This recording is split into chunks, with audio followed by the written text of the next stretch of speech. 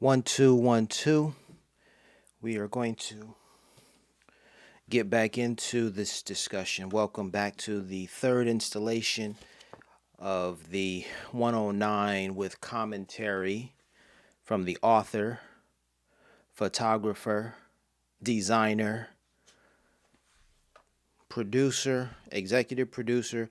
I did all this stuff, people. I did all this stuff, and I'm not trying to toot my own horn here. What I'm trying to say to you is, man, come on. You got to buy a copy. You must own a copy of this work because it's a work of art. It is a piece of uh, nonfiction. It is a tale worth hearing, worth learning about. And it's very important that you do so. Time is always of the essence. So we're going to get back into where we left off. The way I do these video casts, these broadcasts, they're impromptu and quickly made.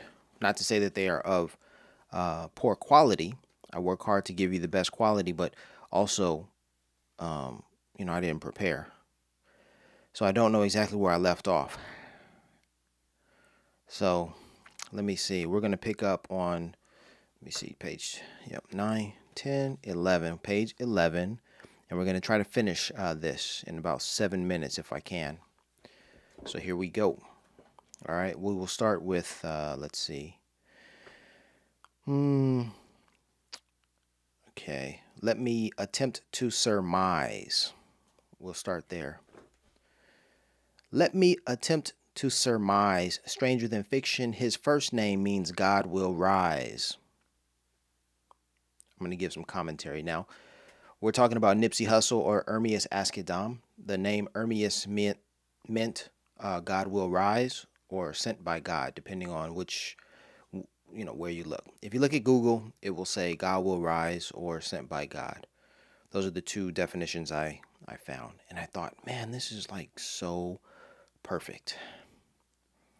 Because this whole story of 10-9, yes, I did say 109, but I like to call it 10-9. It fits like right in the pocket. Like everything just comes together and just, plays on everything, and it just works. So, everything just fell into place in March of 2019 and helped me produce this work. And just like his name, I mean, it's just like I'm talking about biblical events. I'm talking about having my own biblical events occurring in Oman, and then the focus of this poem, the focus of my story, and it's this guy whose name is God Will Rise. Like, geez, man, really? All right, so let's continue with the poem. Coincidentally, him and Jesus dying at the same age, 33, seems eerie. With the commentary, I'll say that I'm calling in these biblical references, right? Jesus was crucified at 33. Nipsey was murdered at 33. That's a similarity right there. Not to say that people don't die. I mean, people die all the time. We had a young gentleman, Slim 400, who was murdered, and he died at 33. Okay, was he Jesus? Well,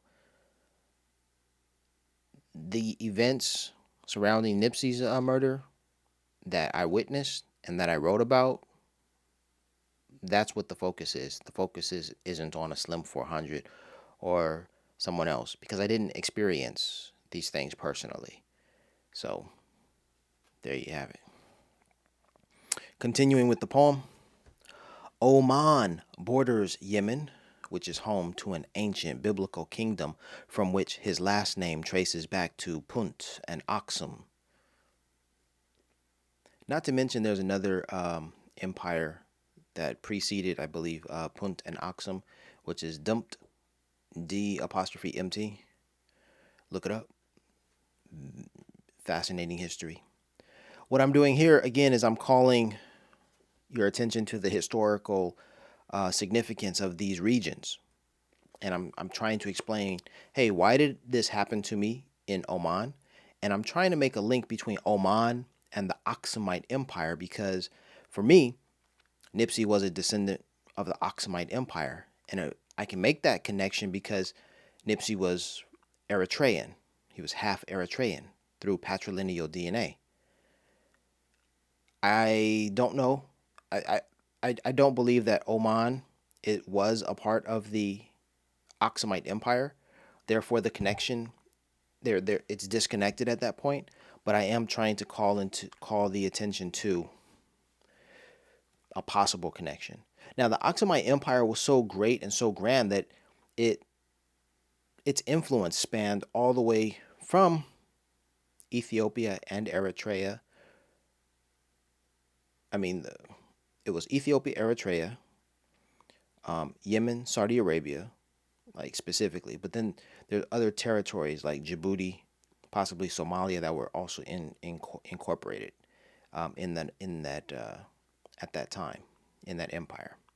But their influence spanned all the way past India.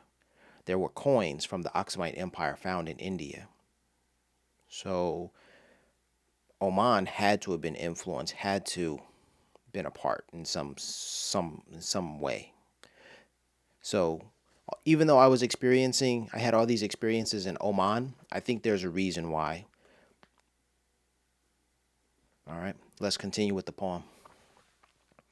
Oman, Yemen, Saudi Arabia, specifically Ethiopia and Eritrea, Habesha, once ruled by Queen of Sheba. Queen of Sheba was called Makeda. And so I'm mentioning the Aksumite Empire here. I threw in Oman because that's where I was. But again, the Aksumite Empire included Yemen, Saudi Arabia, Ethiopia, Eritrea, and possibly Djibouti because you can't cross that area without crossing, Djibouti. And all of these. Here's the point that I wanted to make, like about Nipsey being from Aksum, being a descendant of the Aksumite Empire. Ethiopia and Eritrea today are separate only due to geopolitics. Okay, but I mean the people are the same, and um, remove those politics, and you unify the people. So my point is,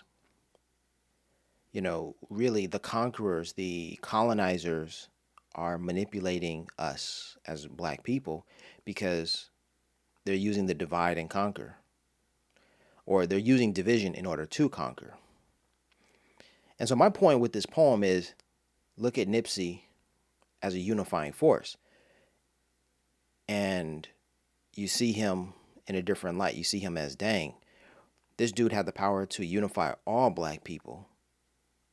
And so basically, Nipsey was the Black Messiah, the same Black Messiah that J. Edgar Hoover wanted to destroy and never rise. J. Edgar Hoover never wanted a Black Messiah to rise to, as he said, electrify the people, us, black people, especially in America. This is a racist society in America, and we see it time and time again, you know. Um, Yeah, but Nipsey was that dude. And 10-9 is the poem that explains why Nipsey was that dude from a different perspective. Because from a capitalist perspective, Nipsey was that dude. Because look at how much money he made in his short lifetime. Look at how many businesses, how many lives, he impacted. That was very important. And then remember, okay, I'll just stop it there and say that. Yeah. Because Nipsey was that dude. All right, let's continue with the poem. Moses, seeing the burning bush, led to him beginning the exodus of Israelites out of Egypt and into Canaan. 10:9, and that cross have me feeling ancient. With my commentary, I'll say that I'm likening myself to Moses in this sense. Moses saw the burning bush. Moses was in the desert. Moses received the message from God in the form of a burning bush. I'm saying I feel like Moses here because what I saw in that sky, that cross in that sky, was as good as a message saying, Nipsey was the one from the universe, from God. So that's what's up with 10:9. Continuing with the poem. Y'all think I'm crazy if I tell you to leave LA, board planes, and relocate to Shashemane, Kumasi, or Mekele? Commentary. So I'm saying here, yeah, isn't the idea of leaving Los Angeles, your home, is crazy, but I'm kind of saying that like you got to leave LA. There are other places to explore, other places to live, and I include Shashemane, which is the Ethiopian um, land that His Imperial Majesty Haile Selassie like donated to the Rastafarians or to all black people, but like I think predominantly it's inhabited by Rastafarians. The Rastafarians took him on his word and said we're moving to Shashimane. So if you go there, that's where the Rastas live in Ethiopia, Shashimane. And then I included Kumasi because Kumasi's in Ghana, and I was searching for an African city that rhymed, and I think Ghana is a great place to relocate. We did have the year of the return in 2019 saying, hey, brothers and sisters, African Americans, come back to Ghana. So Kumasi would be, possibly a great place to relocate. And then Mekele, I included Mekele because it rhymed, Shashemane, okay? But the problem with Mekele is, I believe last year, when Ethiopia ran into so many troubles with the Eritreans, um, the Mekele was one of those northern cities that was under attack, and that would not be ideal. That would not be an ideal location to relocate to, given those issues, those problems. People were murdered. People were displaced. It was all bad. About a year ago, maybe a year and some change. I have still more to go with this poem. Let's see if I can get a few more stanzas out. But that's okay because I'm confident in what I say. Islam, Judaism, and Christianity aren't so different. I mean, come on. These religions were birthed from Abraham. Are you aware that Jesus is mentioned more than Muhammad in the Quran? Professor John Henrik Clarke sparked my thoughts on religiosity.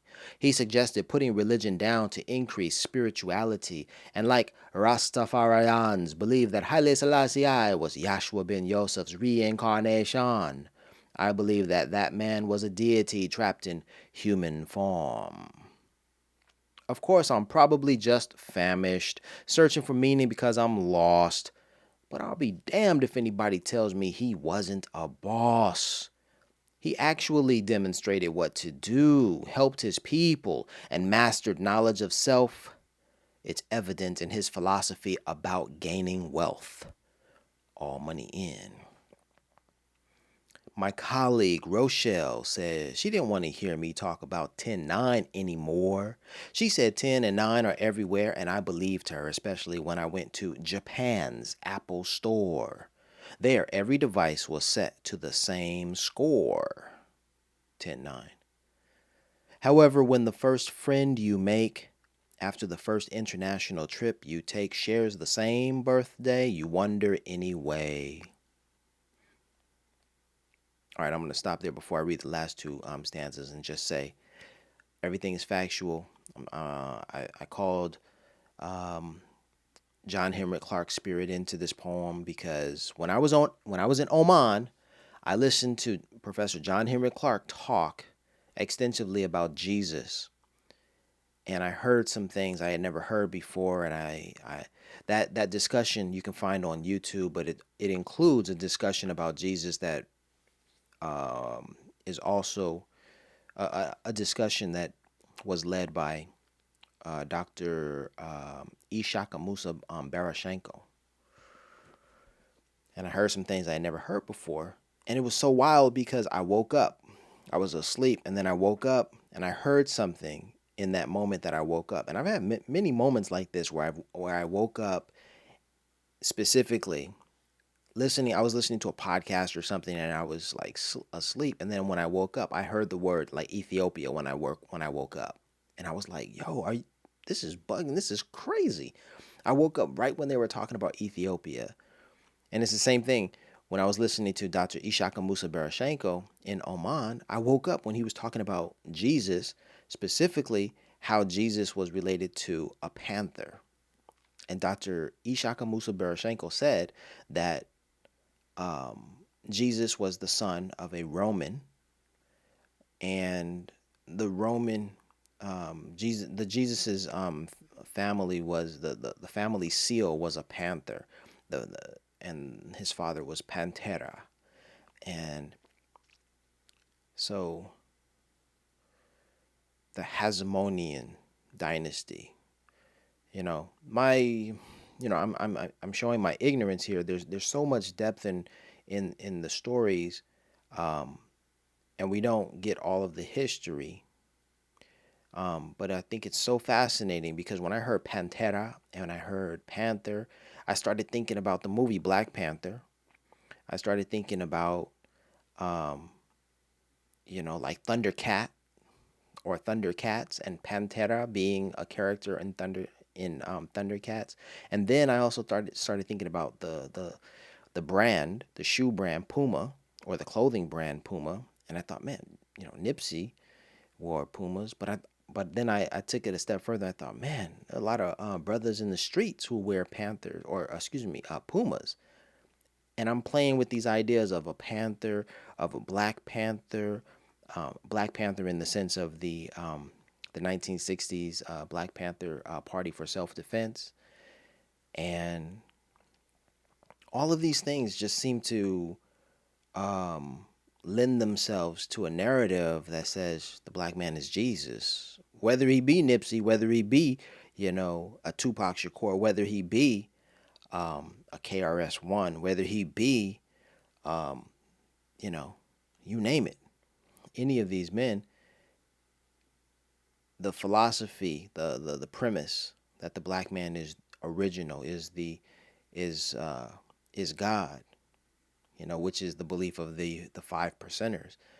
All of these things lend themselves to each other. And then the idea that if you are in archaeology and you continue to search for the history of mankind, of humankind, and the archaeologists continue to dig and continue to discover Afropix, that's where I'm like, bro, this is the truth.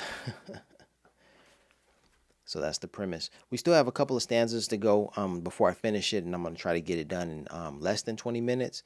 I'm going to end this video right here. Thank you for listening. I'm going to end this with some words from Nipsey. Invest in some assets as opposed to trick off my money on some liabilities like diamonds. You know what I'm saying? Cars that lose value as soon as you drive them off the lot. So You know you what I'm saying? trying to get land. Exactly, homie. A real asset. Take care of my peoples, cause it look good, but at the end of the day, you losing value, homie. It ain't appreciating. It's depreciating.